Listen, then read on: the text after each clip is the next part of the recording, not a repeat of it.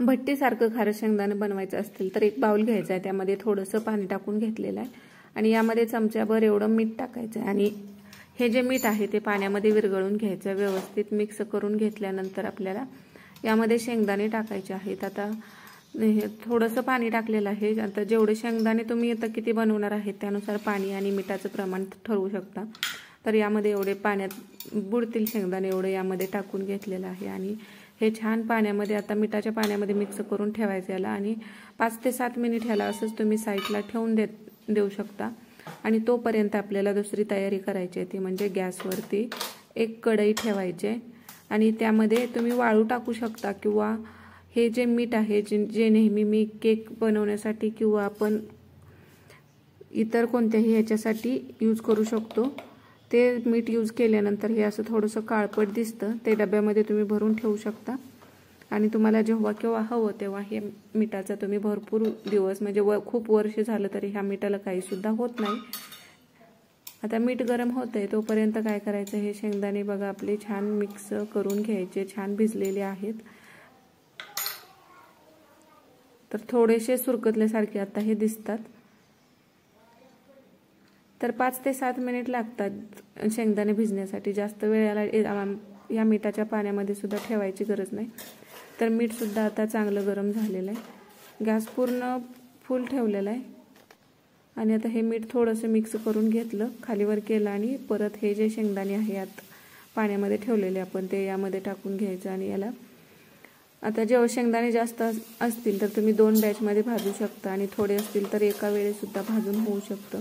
आता पाण्यातून आपण डायरेक्ट शेंगदाणे यामध्ये टाकल्यामुळे काय होतं की सगळं मीठ आहे ते या शेंगदाण्याला सुरुवातीला चिकटतं, पण जसं जसं हे शेंगदाणे भाजत जातील तसं तसं ते मीठ सोडत जातात। तर हळूहळू शेंगदाणे जसे भाजतील तसे मीठ शेंगदाण्यापासून सेपरेट होतं आणि शेंगदाणे वेगळे आणि मीठ वेगळे नंतर होऊन जातं। तर मीडियम ते मोठ्या गॅसवरतीच आपण हे शेंगदाणे भाजू शकतो।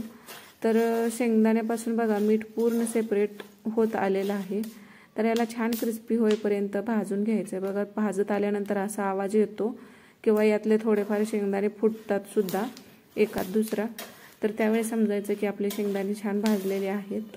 नाहीतर हे जर तुम्ही अगोदर काढले तर ते मग मऊ राहतात, क्रिस्पी होत नाहीत आणि जास्त वेळ सुद्धा तुम्ही भाजले तर मग ते करपट लागतात।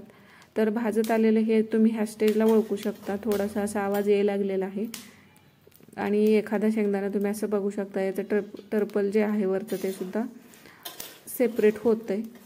तर हे शेंगदाणे आपले व्यवस्थित असे भाजलेले आहेत। आता हे थंड झाल्यानंतर छान क्रिस्पी होतात।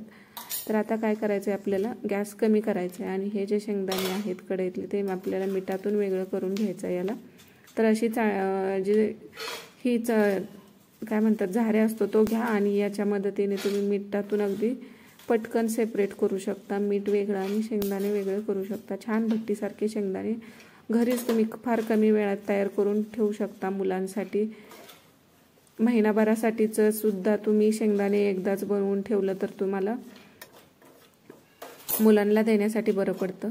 तर यामध्ये सगळे शेंगदाणे बघा छान काढून घेतलेले आहेत आणि हे थंड होण्यासाठी असं साईडला ठेवून द्यायचं, थंड झाल्यानंतर छान क्रिस्पी होतात।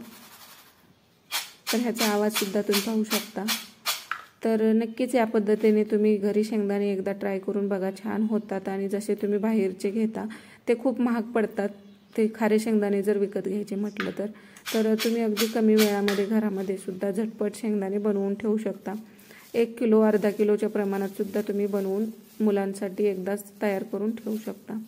आता दुसरी टिप आपली म्हणजे बऱ्याच वेळा काय होतं की आता पावसाळ्यात सुद्धा गुळाचा वापर जास्त होतो, गुळाचा चहा कोणाकोणाला आवडतो तर ते आज आणि आपण शेंगदाण्याचे लाडू वगैरे करायचे झाले तर हा गुळ जर कट करायचा म्हटलं, चिरायचा म्हटलं तर काय काय वेळेला ह्या गुळ फार कडक असतो, तो असा सहजासहजी चिरला जात नाही किंवा बारीक होत नाही। तर अशा वेळी काय करायचं आहे आपल्याला, आता हे जे मीठ अगोदरच मी गरम केलेलं होतं ते अजून पण गरमच आहे, तर ह्याच कढईमध्ये आपल्याला हे जे गुळ आहे तो यामध्ये ठेवून द्यायचा आहे आणि गॅस चालू केलेला आहे मी, यामध्ये अशी एखादी प्लेट ठेवून द्यायची आणि त्यावरती आपल्याला हा जो गुळ आहे तो ठेवायचा आहे गरम करण्यासाठी।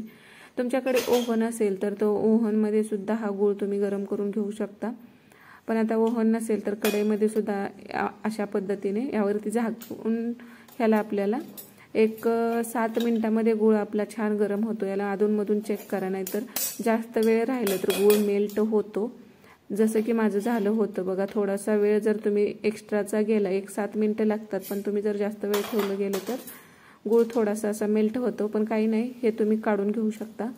तर आता छान गूळ गरम झालेला आहे, ह्याला गॅसवरून आपल्याला सेपरेट करून घ्यायचा आहे आणि कट करून, गरम आहे तोपर्यंत तो इझिली कट होतो बघा। असं उचलताना सुद्धा हा गूळ तुटत आहे आणि चिरायला गेलं तर बघा अगदी पटकन हा गूळ आपला चिरून होतो। असं नॉर्मली गूळ खिसायचं म्हटलं तर भरपूर वेळ जातो, पण गरम केल्यामुळे गूळ आपल्याला खिसायला फार सोपं जातं आणि सगळा गूळ तुम्ही अशा पद्धतीने कट करून एकदाच डब्यामध्ये भरून ठेवू शकता, किंवा गुळाची पावडर बनवून ती तुम्हाला नंतर यूज करायला सोपी जाते। जसं की गुळाचा चहा बनवायचा असेल तर गुळाची पावडर आपल्याला यूज करायला सोपी जाते, आणि इतर कोणतेही गुळाचे पदार्थ करायचे झाले तर अशा पद्धतीने नक्कीच तुम्ही ही गुळाची पावडर घरामध्ये बनवून